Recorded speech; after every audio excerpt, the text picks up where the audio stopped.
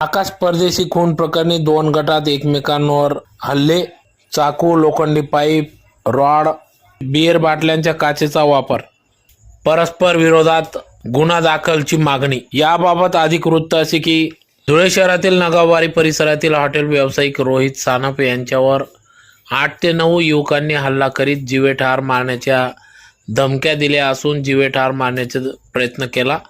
अविनाश खून प्रकरणी तू व तुझे मित्र नरेश गवडी, भूषण सिरसाट यांना फिर्याद माघार घ्यायला लाव, कॉम्प्रोमाइज करायला लाव अशा धमक्या देत मारहाण केली. रोहित सानप यास डोक्याला पाठीला जखमा झाल्या असून धुळे शहरातील हिरे मेडिकल या ठिकाणी उपचारासाठी दाखल करण्यात आले असून तरी संबंधित समोरचे व्यक्ती खोट्या तक्रारी करून केस दाखल करीत असल्याचा आरोप रोहित सानप यांनी केला आहे. तर 24 तास उलटून देखील MLC दाखल असताना पोलीस जबाब घेत नाही, चौकशी केली नाही, त्यामुळे संबंधितांवर कारवाई करावी अशी मागणी रोहित सानप यांनी केली आहे. तर दुसरीकडे परस्पर विरोधी नगावारी परिसरातील महिलांनी आज SP-ना निवेदन दिले.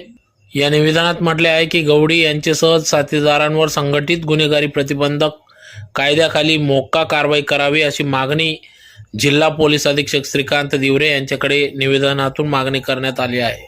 यावेळी सौ कल्पना चव्हाण यांनी दिलेल्या लेखी निवेदनात म्हटले आहे की नरेश गवडी यांनी योगेश चव्हाण याच्यावर लोखंडी रॉडने हल्ला केला. आकाश पानथरे, प्रणेश काकडे उर्फ बुऱ्या आणि रोहित सानप, नरेश गवडी विरुद्ध अनेक गुन्हे दाखल आहेत असे या निवेदनात म्हटले आहे. तर यावेळी महिला वर्ग मोठ्या संख्येने उपस्थित होत्या.